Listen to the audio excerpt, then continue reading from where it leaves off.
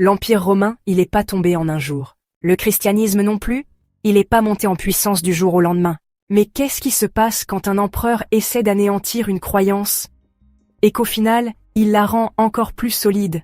Et si la persécution, au lieu de tuer un mouvement, ça le carburait à fond?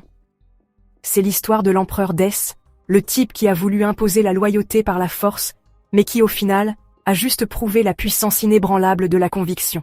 Imaginez un peu le tableau.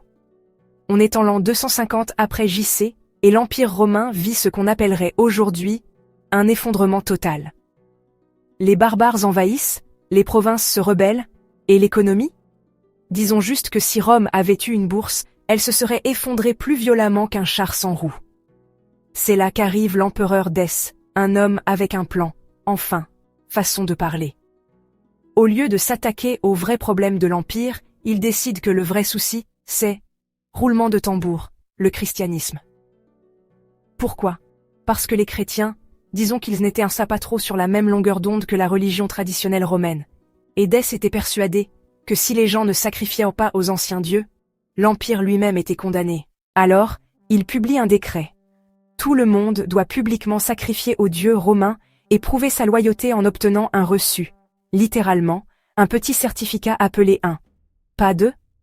Eh bien, profitez d'un charmant séjour en prison, quelques moments privilégiés avec des instruments de torture. Ou, vous savez, l'exécution.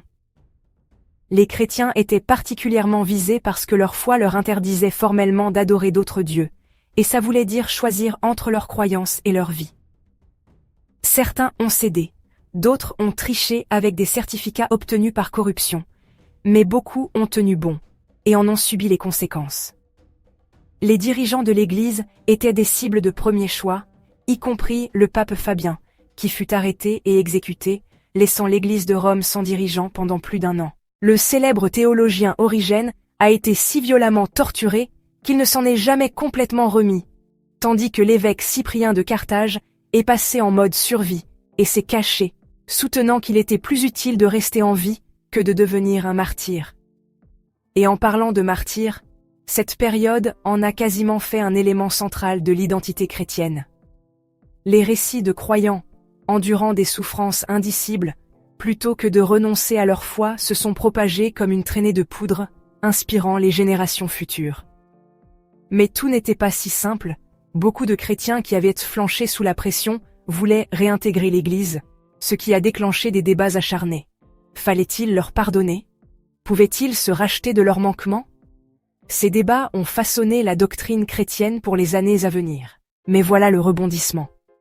Le grand plan de Dès pour unifier Rome a complètement foiré. Non seulement le christianisme a survécu, mais il en est en fait ressorti plus fort, mieux organisé et encore plus déterminé. Et Dès? Il n'a pas vécu assez longtemps pour voir les retombées. Il était mort au combat contre les Goths en 251 de notre ère, et son successeur s'est dit, en gros, bof, persécuter les chrétiens, c'est peut-être pas la meilleure des idées, et il a laissé tomber toute l'affaire. Donc, au final, la tentative de Dès d'écraser le christianisme n'a fait qu'alimenter son essor, prouvant que parfois, essayer de réduire un mouvement au silence ne fait que lui donner une voix encore plus forte. Je vous laisse en débattre dans les commentaires. Pensez-vous que la persécution de Dès a réellement accéléré l'essor du christianisme? Ou est-ce qu'il se serait développé de toute façon? Vous pouvez nous soutenir en vous abonnant si ce n'est pas déjà fait. Prenez soin de vous, prenez soin de vos proches, et on se retrouve très vite dans une prochaine vidéo.